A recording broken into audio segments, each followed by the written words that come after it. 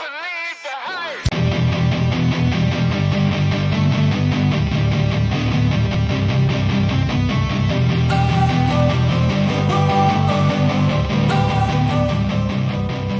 wanna sleep in.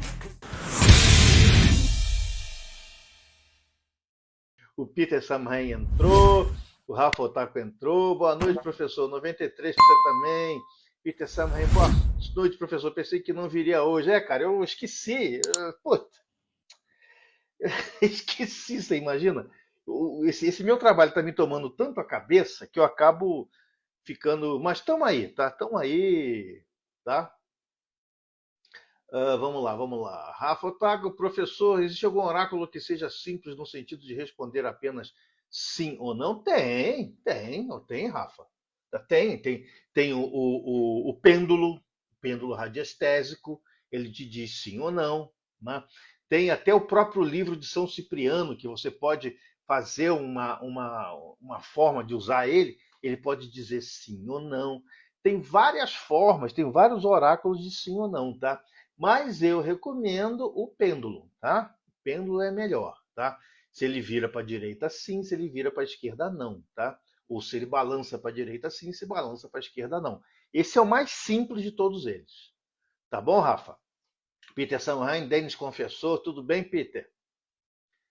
Tá, Peter Samhain, Denis Confessor. Tá, você é o Denis Confessor. Tá bom, tá? Nossa, professor, não sabia que a radiestesia também servia como oráculo. Serve sim, tá? Ela serve sim, tá? Você faz uma pergunta, ele diz sim ou não, tá? Serve sim. Os pêndulos, né? Eles podem fazer isso, tá bom? Aquele pêndulo de cristal, aquele cristal transparente, tá?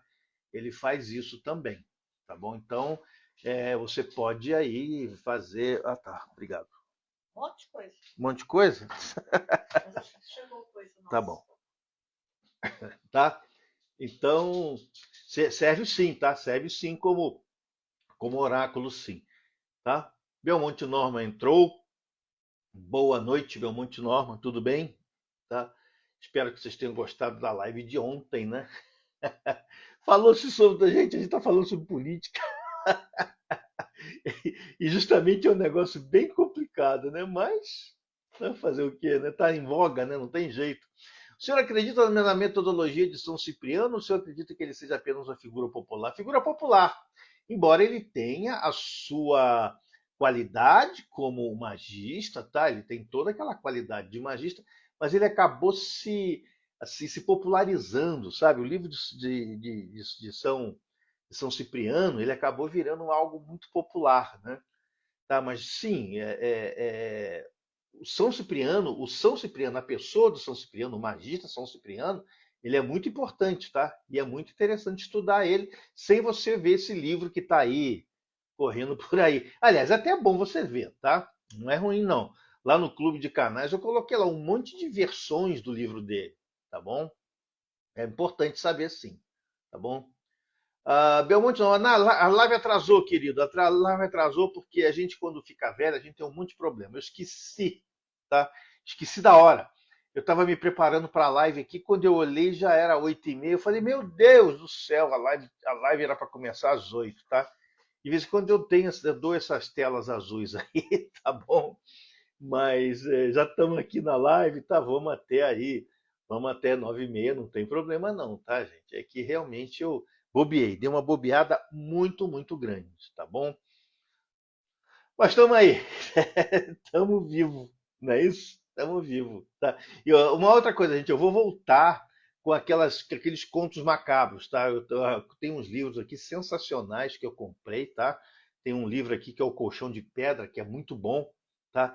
E tem o do Joseph Jacobs também, tem o Blackwood. Eu vou voltar com esses contos macabros, tá bom, gente? Belmonte Nova, mestre, os quibandeiros dizem que sua magia não tem nada de maligno, mas os rituais deles têm caixão e ficam fazendo cânticos com o nome de demônios. Tem lógica? Eu diria que sim, querido. Eles são de esquerda. É só magia de esquerda. Eles não são do mal. Né? A gente tem que ter o conceito da mão direita e da mão esquerda. Né? A mão direita é uma forma de olhar a magia e a mão esquerda é outra forma de olhar a magia. Nenhuma das duas são do mal, embora você pode utilizar ambas para o mal, sim. Entendeu? Então, eu também concordo com a posição deles. Eles não são do mal, mas eles lidam com entidades muito perigosas, muito complicadas. Entendeu? Mas não são do mal. Você pede para fazer o mal, dependendo da entidade, é a mesma coisa que os Daimons da Goécia, né? Essas entidades que eles ligam não têm aquela noção de ética que a gente tem, né? Aquela coisa de moral que a gente tem, tá? Mas sim, eles não são do mal, não. Concordo, concordo plenamente com a, com a posição deles, tá? É o PT te aperreando, por isso você esquece as coisas, a eleição está se aproximando. Não, querido, foi problema de trabalho mesmo. Tá? Esse projeto que eu tô, gente, meu Deus do céu, só tem workaholic. Tá? Entendeu? O cara quer fazer reunião 10 horas da noite, vá pro inferno, né? Eu já passei dessa fase. Mas tem sim, tá? O pessoal que sabe, não para de trabalhar. Eles não param de trabalhar. Eu sou bem disciplinado, gente. Eu chego às 9 e saio às 6. Embora seja home office. 9 às 6, acabou. Eu não faço mais nada depois disso. É uma disciplina que eu tenho. Mas esse pessoal fica trabalhando até meia-noite, né? E o problema é que não ganha nada mais por isso, né? Eu já passei dessa fase, entendeu? Eu quero é grana para viajar, para ver minha filha, só isso, tá bom? Everton dos Santos, e aí, querido, tudo bem? Júnior Ferreira, tudo bem? Boa noite, Peter Samuel. Sim, os contos macabros, até hoje eu espero contos sobre o galvanismo. Eu estou fazendo, gente, eu tô refazendo isso, tá? Que eu estou com um monte de projeto ao mesmo tempo. Agora recebi uma encomenda de 22 vídeos de história para fazer, então eu estou apertadíssimo. O que eu estou fazendo? Eu estou dividindo meu tempo em pedaços. Um pedaço para os vídeos, um pedaço para o trabalho, um pedaço para o livro, um pedaço para os vídeos, tá? Entendeu? Então eu estou dividindo meio em pedaços aí. Tá? Mas para conseguir dormir às 11, né? E acordar às 8, tá? Porque eu tenho hora para começar a trabalhar. Entendeu? Lilian Barella entrou. Necromancia não pode ser considerado mal também? Não, não, tá? Pode ser considerado uma forma de magia não tão assim evoluída, mas pode sim ser considerada uma forma de magia. Você pode tanto usar para o bem quanto para o mal, tá bom? Tanto para o bem, tanto para o mal. Né? Antigamente você via aquelas sacerdotisas matando o animal, pegando o fígado do animal e olhando, né? Aquela coisa. Isso não é exatamente, né? Tá? Olhando né, para o mal. Pode ser por uma coisa, pode ser por outra, tá, meu irmão? Meu irmão, de que o mal e bem é uma noção, é um negócio muito complicado. Né? Eu tenho um vídeo aí que é um vídeo que deu aí mais de 500 mil visualizações, que eu estou falando do bem e o mal. É tão relativo essa ideia de bem e o mal, tá? Porque a minha opinião, a minha única opinião sobre o que é mal, o que é mal, é eu prejudicar alguém. O resto para mim não é mal, tá? O resto para mim não é mal. Se eu prejudico alguém, no meu entender, é mal, tá? Mas para a magia, nem isso às vezes é considerado mal. Porque o bem e o mal dentro de magia é um negócio muito. Ele muda. Ele muda. Por exemplo, eu já dei esse exemplo várias vezes. Né?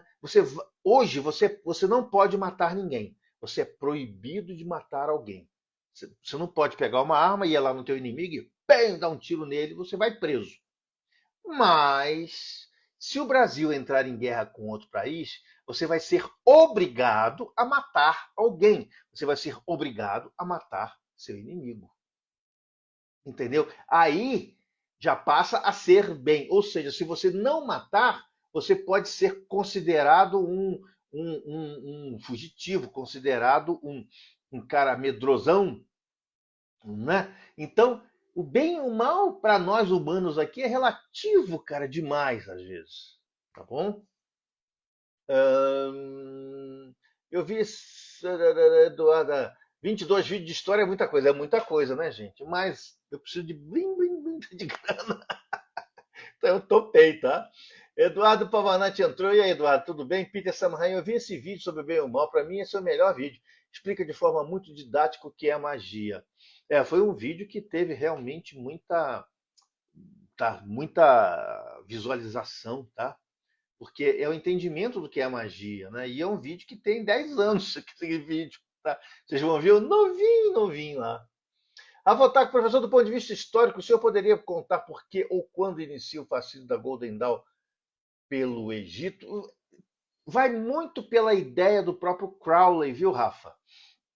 O Crowley influenciou muito, né, a Golden Dawn. Tá? E isso vem do Crowley, né, porque o Crowley ele era fascinado pelo Egito Antigo. Ele tinha verdadeira fascinação, assim como eu.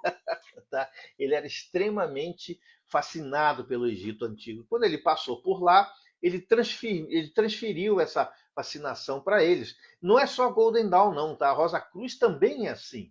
A Rosa Cruz ela tem uma base egípcia muito grande. Tanto é que na Rosa Cruz do Brasil eles têm um museu egípcio maravilhoso. A única múmia do Brasil que a gente tem, múmia legítima, tá lá no Museu da Rosa Cruz. Tá? Então essa fascinação do Egito ela vem. Além do mais, o ser humano normalmente é fascinado pelo Egito, né? Porque é uma civilização que é a que deixou mais conhecimento para a gente, e esse conhecimento não se deteriorou, né? Porque eles trabalhavam muito com pedra, né? Então, a vantagem de você ter deixado muita coisa gravado em pedra é que o tempo não conseguiu eliminar com tudo.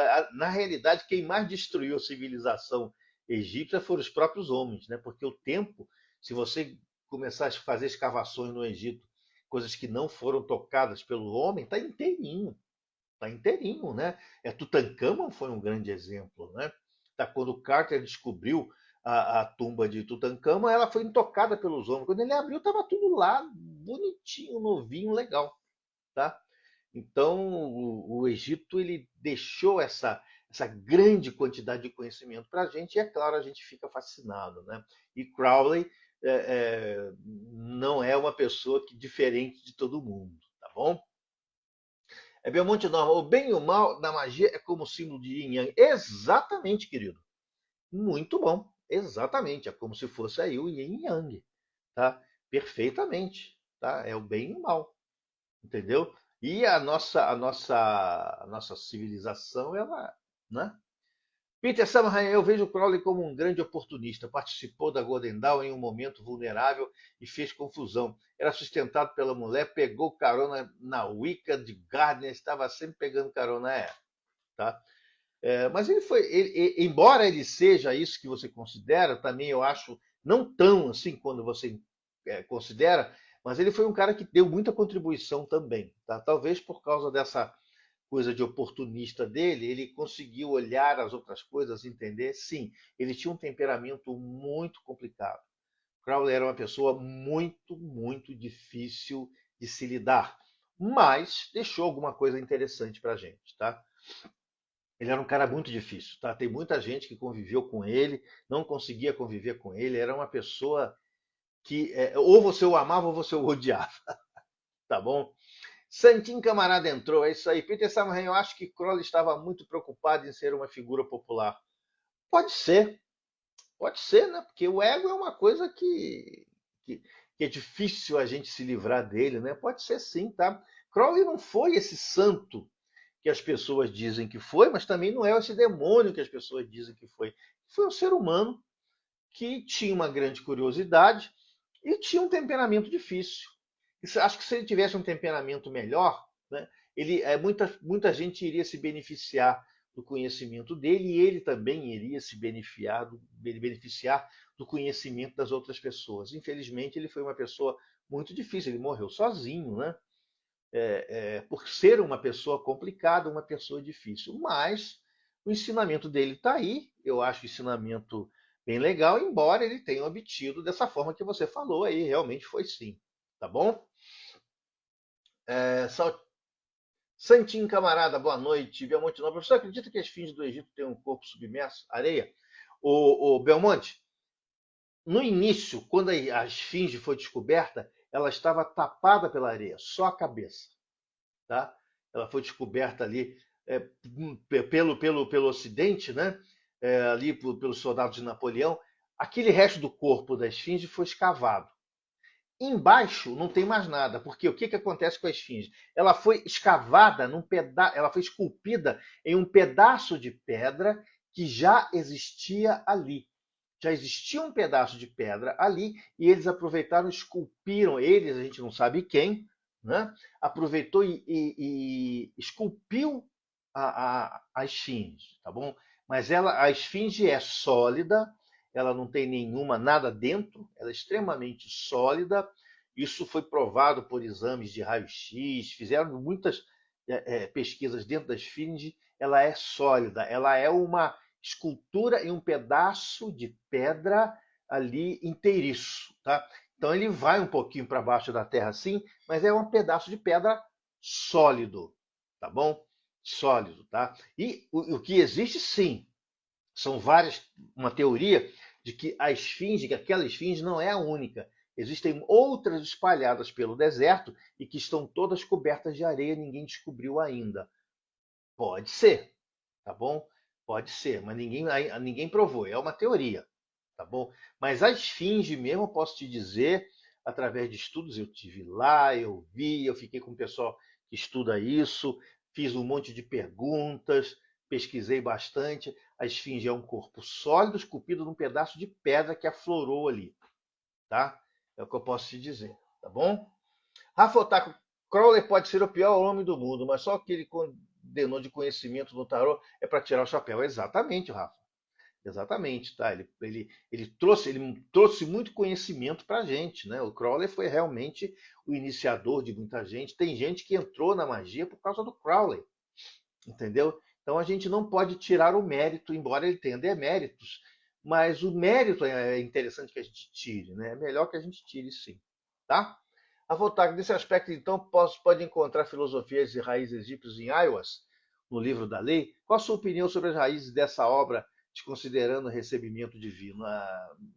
Bom, vamos lá. O que seria esse recebimento divino? Aí eu tenho realmente muitas questões a ser colocadas, né?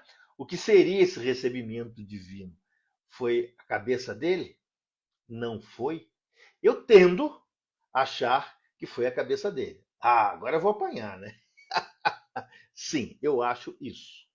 Eu acho isso, tá? Ele deve ter criado essa egrégora baseado no que ele já tinha estudado, no que ele já tinha visto, tá? Então ele criou. Eu criei o livro da lei porque todos os grandes livros são ditados por alguém, né? O Alcorão foi ditado por um anjo, né? Pelo anjo Gabriel, né? Você aí vários livros, vários grandes avatares receberam coisa de anjos, de outras pessoas. Então acho que o Crowley embarcou nessa para poder embarcar a teoria dele. Eu acho assim, mas que também não desabona, tá? Não desabona. Talvez ele tenha feito ali um marketing para, digamos assim, valorizar o livro dele. Porque se ele fala, esse livro aqui saiu da minha cabeça, eu acho isso, provavelmente não ia ter tanta fama como tem hoje. Entendeu? Então ele falou, olha, tal, veio um Aiwas, tal, espírito tal, que entrou na minha esposa, que não sei o quê. Tá? Isso, eu acho isso, tá? Ele usou isso para, digamos assim, divulgar o livro dele, tá? Mas não desabona, mais uma vez dizendo, o que está escrito ali. A filosofia que é muito bonita, tá? Mas ele teve que se utilizar, talvez, desses artifícios para poder divulgar a obra dele, tá bom? Isso é o que eu acho, tá, Rafa? Belmonte, não acredito que fazem com Crowley o mesmo que fazem com Lord Byron. Não apreciam o valor da obra e tem porque julgam a vida libertina do autor. Pois é. Isso é um grande problema, né? Porque normalmente eu vejo um texto na internet, eu acho o texto bacana, quero saber de quem é, gente. Sinceramente, não quero saber de quem é. Eu boto o texto, às vezes eu acho o texto bacana, boto aqui no Instagram. Mas esse texto não me interessa de quem é o texto. O texto é bacana, a obra é bacana. Se foi Zé, João que escreveu, não interessa. Tá? Então as pessoas ficam muito atrás de quem escreveu a obra. A gente tem que valorizar a obra. O homem a gente não pode endeusar, a gente não pode colocar ninguém num pedestal. Tá? Ninguém merece estar em um pedestal. Por quê? Nós somos seres humanos, passíveis de muitos erros, muitos acertos. A gente está vivendo aqui para acertar, mas a gente erra muito, entendeu? Então a gente não pode, por exemplo, o Ailton. O Ailton é um cara que é um. Eu não gosto dele, eu não gosto da visão dele da vida, mas pelo amor de Deus, eu não quero que vocês gostem de mim. Eu quero que vocês aproveitem do que eu falo, dessa experiência que eu passei. O Ailton é o Ailton, ele tem a vida dele, entendeu? Então a gente tem que parar de olhar o autor e olhar a obra, entendeu? Parar de julgar a vida do autor, porque o autor é um ser humano, não tem ninguém perfeito, gente. Não existe ninguém perfeito. Tá? Por mais inteligente que seja, por mais obras que tenham deixado, a gente vê aí vários grandes. O Osho, por exemplo, né? Ele teve um monte de defeitos, gente, sabe? O próprio Jesus Cristo tinha defeitos, todo mundo tinha defeito, entendeu? Então nós não somos diferentes de ninguém. Vamos olhar a obra. É a mesma coisa que eu falo. Jesus Cristo existiu, não existiu, deixou de existir. Não interessa. Vamos olhar a mensagem dele. Olha que mensagem bacana, né? Amai uns aos outros. Pô, olha a mensagem do cara. Saber se o cara existiu, deixou de existir, não interessa. Entendeu? Nós não podemos olhar a pessoa, nós temos que olhar a obra. Sim, dar o justo valor para a pessoa, mas olhar mais a obra. Quer dizer, essa é a minha ideia. Tá bom, gente?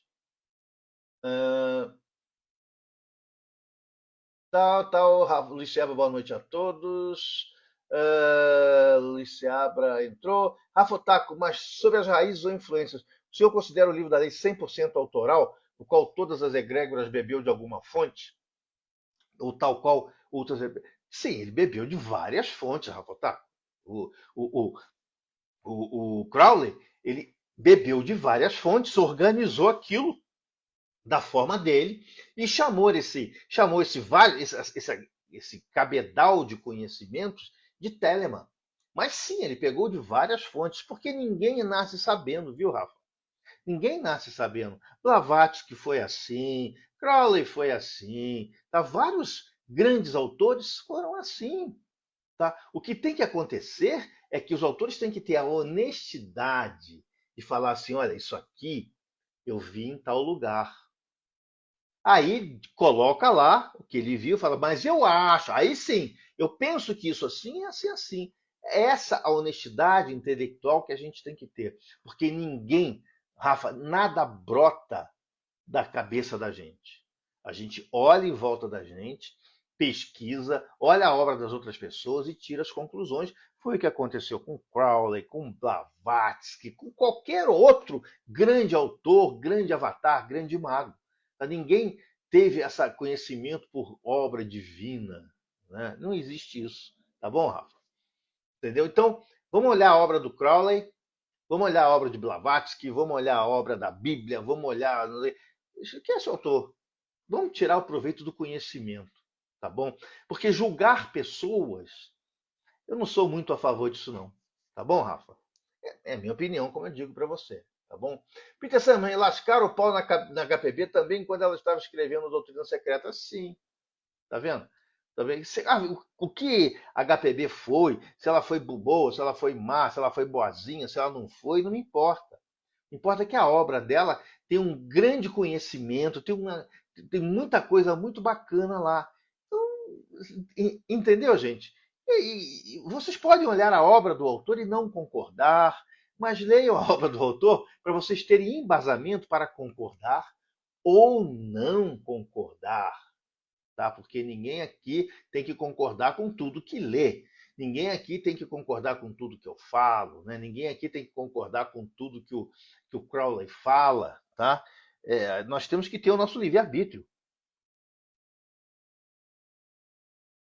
tá? Então, entendeu, gente? Vamos olhar a obra. O autor é ser humano. Ele vai errar. Se não errou, vai errar. Se não está errando, já errou. Tá bom? Então, vamos ver a obra, tá? R.L. Costa entrou. Meu monte de nome, a gente agrada a Deus fazendo o que o diabo gosta. Né? O que será que o Raulzito quis dizer? Exatamente isso. Não é isso?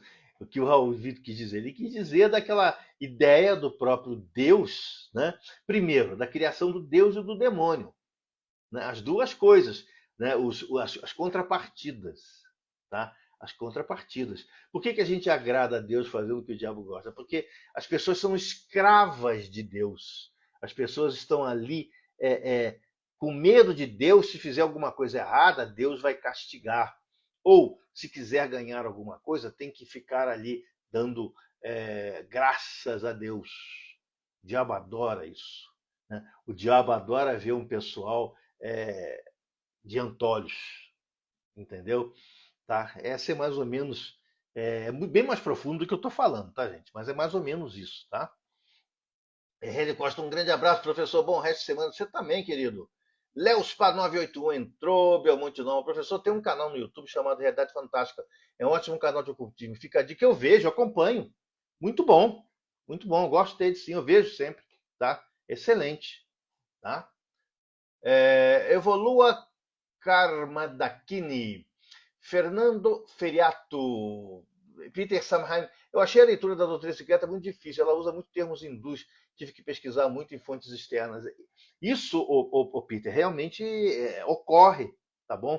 Isso ocorre, tá? Ocorre e para você ler esses livros você tem que realmente pesquisar por fora mesmo. Se não, ir escrevendo ali no rodapé o que você achou, tá? Fazendo anotações, é importante, tá bom?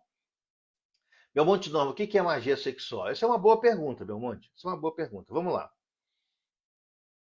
A teoria é, quando você está fazendo sexo, você libera energias. Tá? E você libera energias com um parceiro ou parceira. Tá? Isso, o sexo, o verdadeiro sexo, é uma comunhão de almas. Né? Então você está fazendo o ato sexual, você está fazendo uma comunhão de almas. Então, uma energia gerada por duas pessoas em um momento, de tanta de êxtase, ele vai provocar uma liberação de energia muito, muito, muito poderosa. É por isso que a magia sexual ela é muito importante. Ela libera energias extremamente poderosas. Mas magia sexual não é você olhar um site pornô e se masturbar, não é você ter uma relação com alguém por ter uma relação, não. A magia sexual ela necessita de uma certa forma de iniciação. Porque na magia sexual você não pode estar com a cabeça na cabeça da magia sexual em si. Você tem que enfiar na cabeça que aquilo está sendo feito para um propósito maior. E isso, se a pessoa não está muito preparada para isso, o que acontece? Brocha. Entendeu?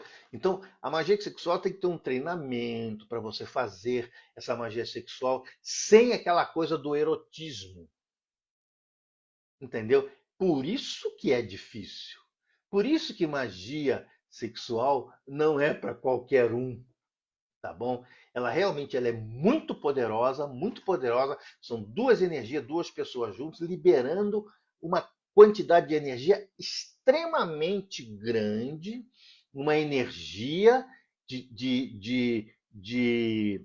eh, de frequência telúrica, tá, gente? Telúrica porque tem a ver com Kundalini, tá bom?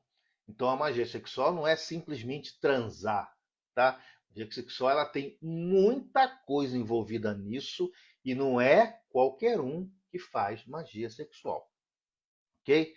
Isso é importante porque a molecada aí tá transando, fala que tá fazendo magia sexual. Não é isso. Não é isso. É algo bem mais profundo. Você tem que ter um conhecimento, uma profundidade, bem complicado, um autoconhecimento muito grande. Tá bom? Isso é magia sexual. Tá bom? Aí o que o Crowley foi um dos caras que praticamente ele fez tratados sobre isso, né? Tá bom? Belmonte Norma, por que a estregueria não é tão conhecida? Cara, porque a estregueria acabou se misturando com diversas formas de magia. Por quê? O Império Romano, a gente sabe que o Império Romano tomou conta do quase que o mundo inteiro. E o Império Romano, ele sofreu influências em vez de influenciar. Então você tem, por exemplo, a grande influência dos deuses gregos, né, do panteão grego ali na cultura romana. Você tem diversas influências, e isso influenciou a estregueria, que era uma magia bem mais, digamos assim, mais antiga e que tinha raízes no tipo, praticamente um xamanismo, né? Tinha raízes da natureza. Ela sofreu muitas influências de outras magias e ela acabou desaparecendo, porque muita magia, as maiores magias que a gente conhece, tem todas elas influência da estregueria. A maioria delas são influenciadas pela estregueria. Então a estregueria, ela recebeu influências e influenciou magias. Só que não houve ninguém dentro da estregueria, nenhum grande autor, nenhum grande mago que escrevesse, fizesse tratados da estregueria quanto às outras magias. Então a estregueria acabou ficando dentro ali de pequenos clãs familiares ali, foi até se modificando com o tempo, né? Então você vai ver muita coisa da estregueria que você está cansado de ver em outras magias. Evocação de diamonds, essa coisa, tudo está lá na estregueria.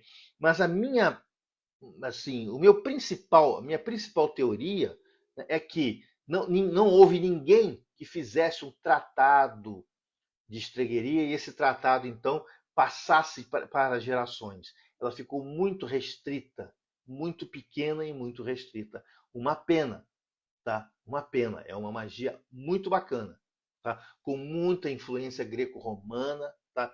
De deuses. Você vê o hermetismo. A estregueria tem muito de hermetismo ali dentro, sabe?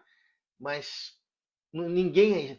Por exemplo, o hermetismo você sabe que tem os tratados, tem a chave a esmeralda, né?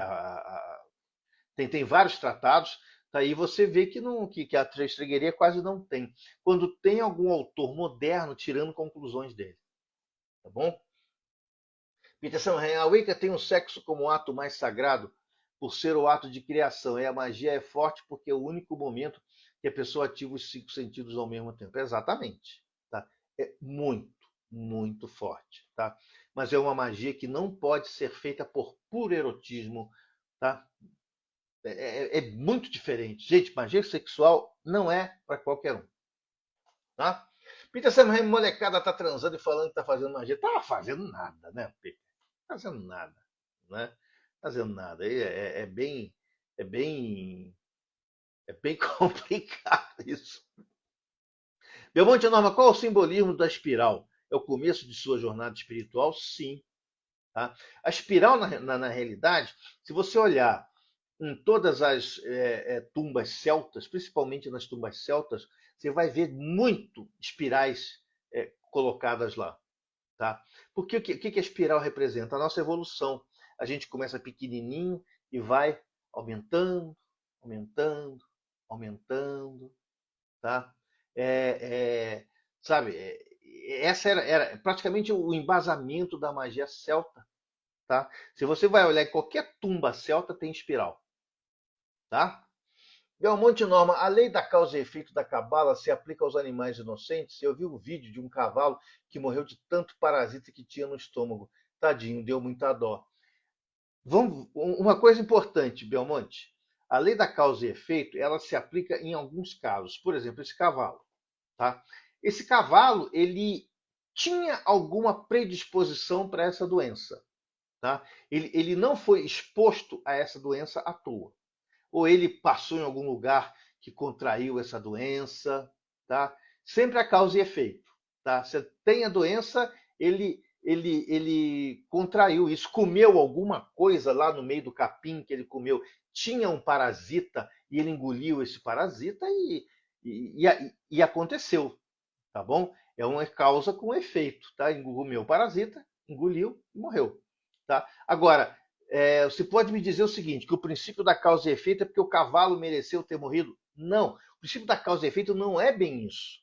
O princípio da causa e efeito é tudo que você faz ele vai ter uma contrapartida, ele vai ter uma reação. Toda ação, ela tem uma reação. Então, se o cavalo não comesse aquele verme que estava provavelmente no capim, não teria doença, né?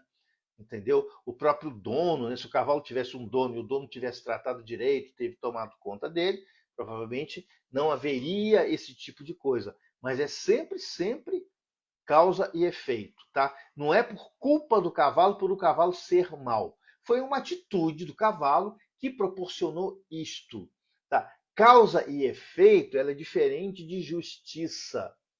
A causa e efeito nem sempre ela é justa. É importante isso, tá? A causa e efeito, ela não é, se eu faço mal a alguém, eu vou ter. Não é porque você fez o mal a alguém, você provocou um desequilíbrio no universo. E esse desequilíbrio, esse caos, ele vai vir contra você. O universo, ele não tem ética e não tem moral. O universo tem aquela lei. Não importa se é dura ou se. Né, dura lex, sed lex. Não tem essa coisa no direito? Né? A lei é dura, mas é a lei. Não tem esse dito quando as pessoas fazem o direito? É a mesma coisa a lei da causa e efeito. É dura, mas é a lei. Então você sempre tem que tomar cuidado. Por exemplo, se eu vou aqui e tomo um veneno e morro, não é porque eu fiz mal a alguém. Eu tomei uma atitude que deu origem a isso. Isso é a causa e o efeito. E Deus nos deu, homens, o livre-arbítrio para que isso fosse resolvido. E, infelizmente, ele não deu isso para os animais. Por quê? Os animais, segundo o Espiritismo, segundo o Espiritismo kardecista, são ainda espíritos ainda em evolução, no início da evolução. Tá bom? A natureza, ela é daquele jeito, tá? Para nós, a natureza é má. A natureza é má, o fraco pega o mais forte come o fraco, mas é a lei da natureza. E essa lei da natureza existe para manter a própria natureza. Tá bom? Manter a própria natureza. Há uma cadeia alimentar, tudo isso é causa e efeito. Tá? A causa e efeito ela está colocada na lei da natureza. Tá bom, Belmonte? Renan Borges 434 entrou. Belmonte, não, a maioria das revelações aconteceram em cavernas. É uma ilusão a estar compenetrado? Sim, é uma ilusão de você estar entrando numa outra, digamos assim, numa outra vibração, tá? Perfeito. Tá? De maneira análoga, será que a subida ao monte pode ser ativação do chakra coronário ou abertura do terceiro olho? Boa definição, Belmonte. Boa definição. Tá? É isso mesmo. Tá? Porque que a gente tem o quê? A energia cósmica e a energia telúrica. Caverna, energia telúrica, alto da montanha, energia cósmica. Sim. Tá? Peter Samurai, professor, tenho observado alguns influencers adeptos do druidismo que falam muito do cristianismo. Eu não vejo lógica nisso. O druidismo irlandês que Mariana fazia tinha essa influência também? Não. O druidismo inicial, lá do início, não tinha nada com o cristianismo, absolutamente nada. Tá? O que acontece? E foi o que aconteceu com a Irlanda. Né? O santo St. Patrick, São Patrício, ele foi designado para levar o catolicismo para a Irlanda, que era um país que ainda estava no celtismo. Então, São Patrick chegou e começou a imiscuir dentro desse celtismo coisas do catolicismo. Então, o celtismo mais novo, né, que a gente chama de baixo celtismo, não é porque é baixo, não, tá? Idade Média você tem a alta Idade Média, que é mais antiga, e a baixa Idade Média, que é mais nova, né? Então, é o celtismo mais novo, tá? Ele tem muita influência cristã, sim, pelo fato do Santo Agostinho, tá? Mas o que a Mariana fazia era a magia, digamos, como é que chamava? Tradicional, tá? A magia bem tradicional, tá? Aquela mesmo dos deuses irlandeses, nada a ver com o catolicismo, tá bom? Belmonte Norma, entendi, professor. A lei da causa e efeito é para se explicar porque as coisas aconteceram e não dá sentido e propósito. Boa! O significado é uma abstração humana. Exatamente, Belmonte. Perfeito. Eu levei 5 minutos para explicar, você colocou numa frase. É isso aí. Tá bom? É, Belmonte, será que o Criador ou os Elohim pré-programou o nosso acidente genético que culminou com a nossa capacidade de raciocínio? Existem diversas teorias sobre isso, inclusive cientistas, né? Os cientistas dizem que foi por acaso. Mas o que é o acaso? Né? Foi por acaso, a Terra estava num período que estavam ali acontecendo diversas reações químicas. Né? Em uma dessas reações químicas, ali, deu origem ao que a gente chama de vida, né? Criou aí o RNA, o DNA e tudo mais. Aí começou a dar aquela centelhinha de vida. Segundo os cientistas, eles não sabem explicar se foi por acaso ou não. Provavelmente foi um acaso. Tá? Foi essa reação acontecer na hora certa, no lugar certo. Tá bom? Sim, muitos cientistas dizem que nós somos frutos do acaso. Tá?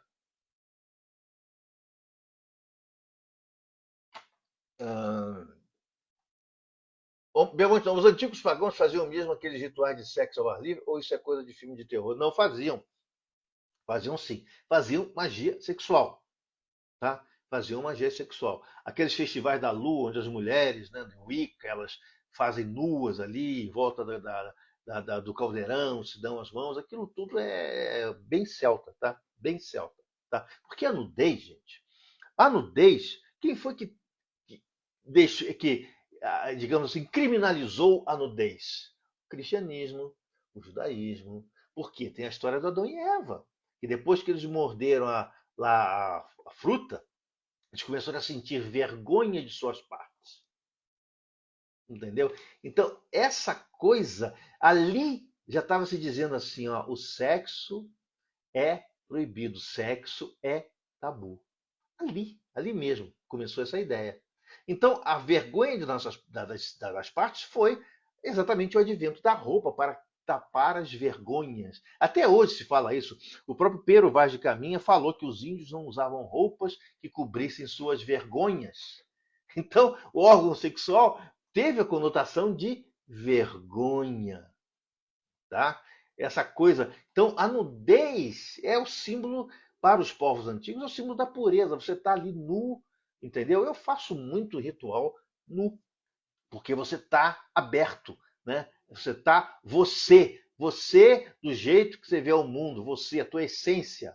Tá? A nudez, ela significa isso, a sua essência, você fazendo, entrando nessa egrégora puro, tá? Sem nada, digamos assim, fabricado, tá bom? Ahn, tá. O Teodoro Rosa Cruz. Tá.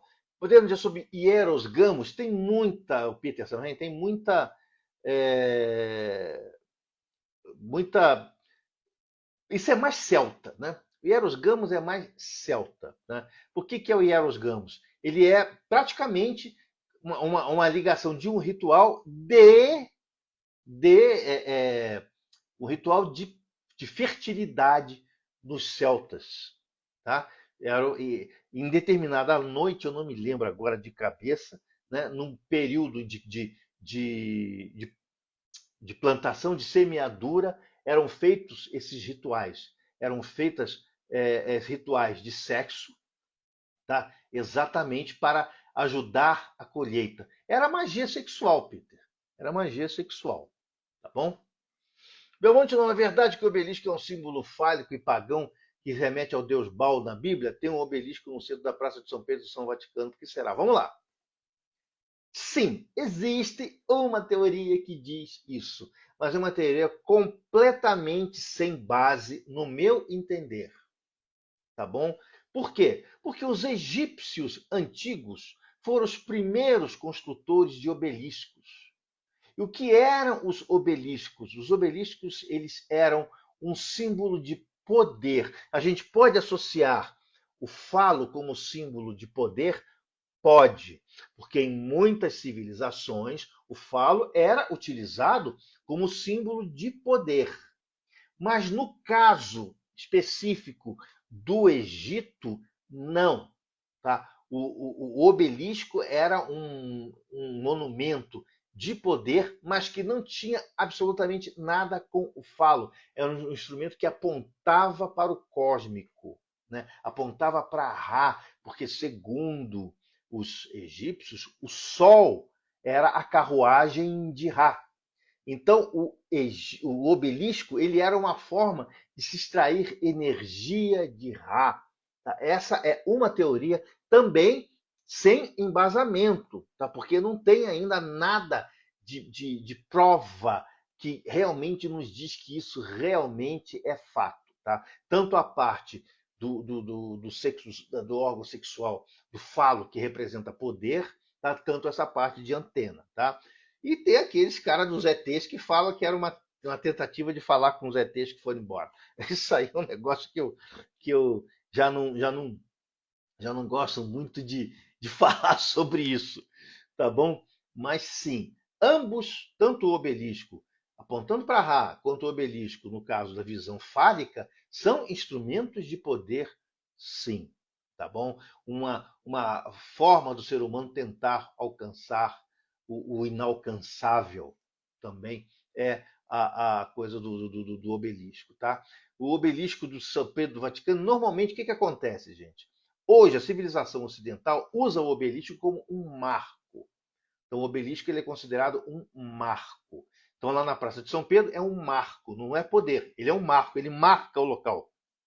Na minha cidade tem um obelisco ali no centro da cidade com o nome de todas as famílias de colonos alemães de Petrópolis. Inclusive, a minha família, o nome da minha família está lá. É um marco. Tá? Essa é a concepção mais nova de obelisco.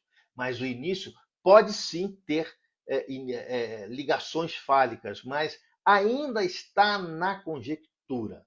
Tá bom? Quanto à Praça São Pedro do Vaticano, é marco, considerado marco. Tá bom, Belmonte? Lembro, Peter Samuel, lembro de um filme com Tom Cruise e Nicole Kidman chamado De Olhos Bem... Oh, esse filme eu conheço. Acredito que tinha um ritual de Eros Gamos. Tinha, tá? Mas aquilo é visão de diretor, tá, Peter? Eu vi esse filme, tá? Eu vi esse filme. É a visão do diretor, não é isso? Tá? Mas sim, mas ali era a magia pela magia, né? Eles tinham uma sociedade secreta que fazia sexo. Não era a magia sexual. Era uma sociedade secreta que tinha o sexo pelo sexo. Talvez o sexo ali seja um motivo de manter aquela sociedade unida, tá?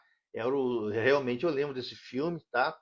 É um filme bastante interessante, né, que fala dessa coisa do sexo, mas não a magia sexual. Ali era uma sociedade secreta que fazia sexo. Então, acho que com outros propósitos, tá, Peter? Belmonte não. E Eros Gamos está no livro do Código da Vinci, do Dan Brown também. Também, porque segundo lá, os. Como é que chamava lá?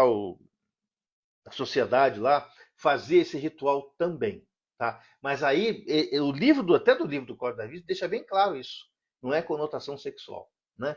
Que até a sobrinha, a neta do cara, pegou eles fazendo esse ritual. Tá? Tem sim. Tá? Tem sim. Tá? Belmonte, Nome de Olhos Bem Fechados é um filme que o Stanley Kubrick fez antes de morrer. Criou-se uma lenda em torno desse filme. Ninguém sabe se o Kubrick quis dar alguns alertas sobre sociedades secretas. Sim, eu sei disso, tá?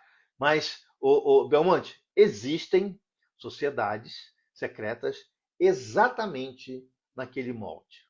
E não é só uma, não, tá? São várias, tá?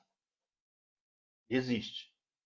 Peter Samhain, ei professor, as simbologias estão sendo deturpadas. Antigamente o falo tinha esse simbolismo de poder. Hoje LGBT, a lacração está sem limite. Tá, eles se apropriam de muita coisa, né? Eles se apropriam de muita coisa para poder dar a mensagem deles, infelizmente, tá? Eles se apropriam de muita coisa. Por quê?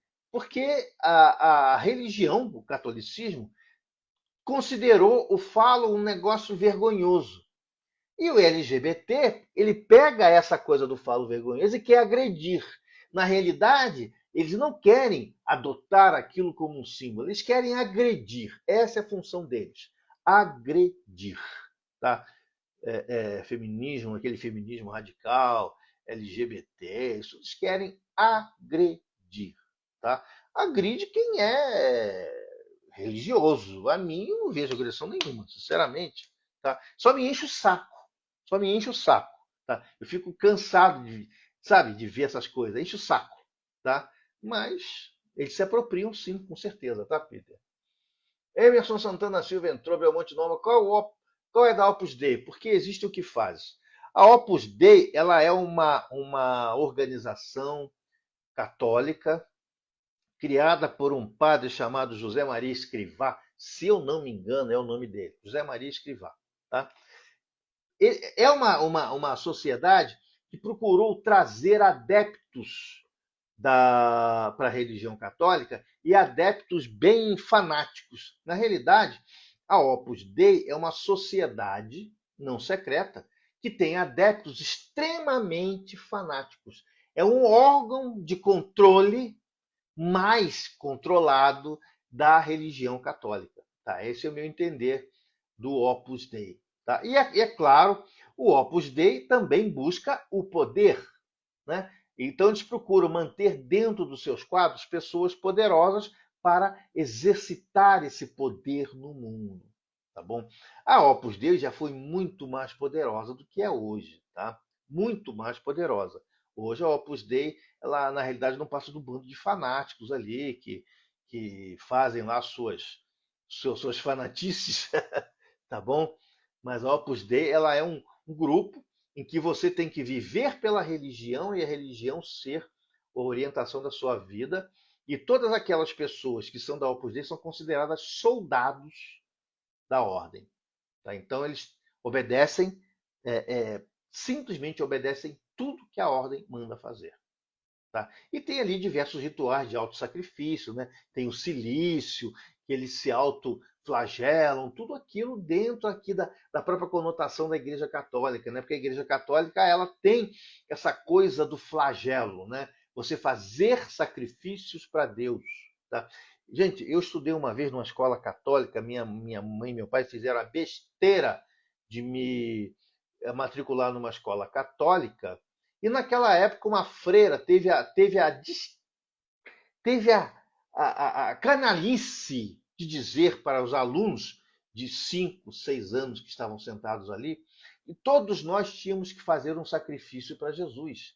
Nós tínhamos que pegar milho, se ajoelhar no milho até sangrar. E quanto mais nós sangrássemos, Cristo iria gostar.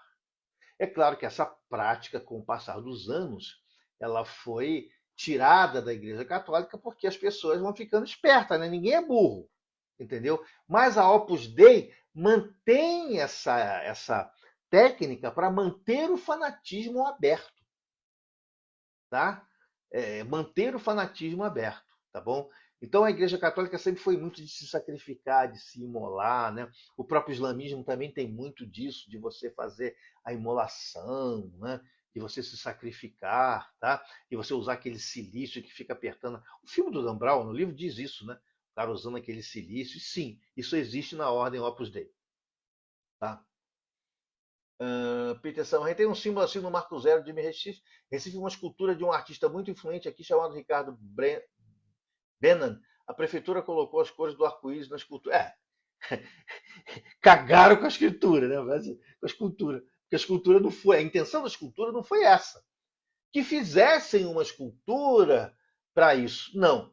Essa é a estratégia, né? Acabar, né, com todo o embasamento que você tinha e mudar para a cabeça deles. Por que eles não criaram uma outra escultura com o tema LGBT? Não. Acabaram, né, tiraram o monumento para virar, para transformar. Então eles querem sim acabar com toda a nossa base e mudar para a base deles. Tá? Isso para mim é uma agressão. É uma agressão. Você quer fazer manifestações, quer fazer um monumento LGBT, à vontade, você tem todo o direito. Agora, sacanear um monumento que foi feito para uma coisa e você fazer com que ele se transforme em outra, isso é uma desonestidade intelectual, para mim, das piores que existem. Tá? Das piores que existem. Tá bom? E a prefeitura, para poder lacrar, fez uma estupidez dessa. Tá? Isso antigamente chamava-se iconoclasta, iconoclastia, ou seja, pessoas que derrubavam obras de arte, né? Derrubavam ícones. Então, essa esquerda, essa coisa nojenta que está aí, eles são iconoclastas, eles querem derrubar tudo para reconstruir do jeito deles. É muito nojento isso, Peter. É muito nojento, tá bom? Belmonte não, eu vi um vídeo de um maçom falando que o Illuminati existe. Os historiadores dizem que acabou no iluminismo. Afinal, eles existem ou não? São realmente donos do mundo ou mais uma ordem simbólica? Os Illuminatis, eles existiram durante um tempo. Foi uma sociedade criada na Alemanha por maçons e que acabou devido à Igreja Católica. Essa ordem Illuminati ela foi esquecida, tá? Ninguém mais falava de Illuminati. Foi o Dan Brown escrever aquele maldito livro dele que ressuscitou toda essa ideia de Illuminati.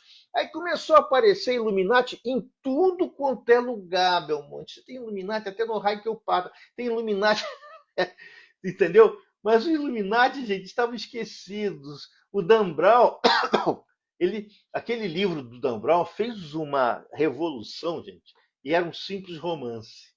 Entendeu? Ele fez uma revolução absurda nisso aí, tá bom? Não tem, Dan Brown, Illuminati não tem não, tá bom? Agora que eu reparei na camiseta, ficou maneira. Essa camiseta aqui foi quando eu comecei o canal há muito tempo atrás. Um cara que tinha uma empresa de camiseta, ele me propôs: vou fazer uma camiseta e vamos vender. Ou seja, eu não vendia. Não vendeu nada, eu fazendo propaganda, compra camiseta, e ninguém comprava. Aí o próprio cara da camiseta falou assim: eu não vende. Eu falei, então tá bom, fazer o quê? E também o que eu tinha de percentual das camisetas era tão pouca coisa, tá? Era tão pouca coisa que eu acabei desistindo, tá bom? Eu sou ruim de vender, gente. A pior coisa aqui para mim é vender, tá? Santin Camarada, no livro Código da Vinci, tinha uns personagens da Opus Dei. Tinha, né? Ele tornou a Opus Dei famosa. Ih, gente, já são 9h30, né? Tá? Belmonte Nova, a geração de hoje é muito diagnóstica. Acabam sem saber no que acreditar pelo advento da informação e pela boicotagem ao cristianismo por parte da esquerda. A maioria não liga para a espiritualidade. Coisa nenhuma, eles não estão nem aí. Com certeza, agressão total. Destruíram uma grande obra cultural da cidade. O pior são os que apoiaram essa atitude da prefeitura. Tá? Eles estão infiltrados em todos os lugares. Meu monte, não, caramba, já deu 21h30, já completou uma hora de live. Obrigado por fazer transmissão mesmo com atraso. Boa noite, até a próxima. Boa noite, Belmonte. Santinho camarada, os LGBTs querem exercer liberdade de expressão deles violando a dos outros. Exatamente. Que eles tenham liberdade de expressão. Eu sou o primeiro a apoiar a liberdade de expressão, qualquer que seja, tá? Qualquer que seja. Deve ter aquela história, eu posso não concordar com o que você fala, mas eu vou lutar até a morte pelo direito de você falar o que você acha que você tem, tá? Eu sou dessa opinião, tá bom? O que eles não podem é você tapar minha boca para ele falar. Aí tá errado. Hã? Peter Samanheim tem Illuminati em tudo, igual o senhor da maçonaria fazendo propaganda do YouTube. Eu acho que até ele tá nos teus vídeos. Tá. Eu não tenho controle sobre isso, né, gente? Eu não tenho nenhum controle. Vai fazer o quê, gente? Paciência, né? Bom, pessoal, vou terminar então a live, tá? 9h30. Hoje eu comecei com atraso. Peço mil desculpas, mas hoje eu não sei onde é que eu estava com a cabeça. É tanta coisa na minha cabeça, gente, que eu acabo esquecendo. Mas na próxima quinta, eu juro para vocês que eu vou começar às 8, tá bom? Juro que eu vou começar às 8, tá bom? Então, olha, quarta-feira, live no YouTube. Quinta-feira, live no Instagram. E amanhã eu vou tentar ter uma live no Cloud Hub. Tá? Eu vou fazer uma experiência no Cloud Hub para ver se realmente vai aparecer pessoas. Se não, eu faço uma live, tipo um vídeo, falando de algum assunto qualquer. Tá bom? Belmonte, não concordo com a palavra que tu dizes, mas defender até a morte o direito de dizê-las. Voltaire. Boa, Belmonte. Boa. Legal. Gente, um grande abraço para vocês. Um grande abraço, tudo de bom. Vida longa e próspera. Ailton sign out. Um abraço.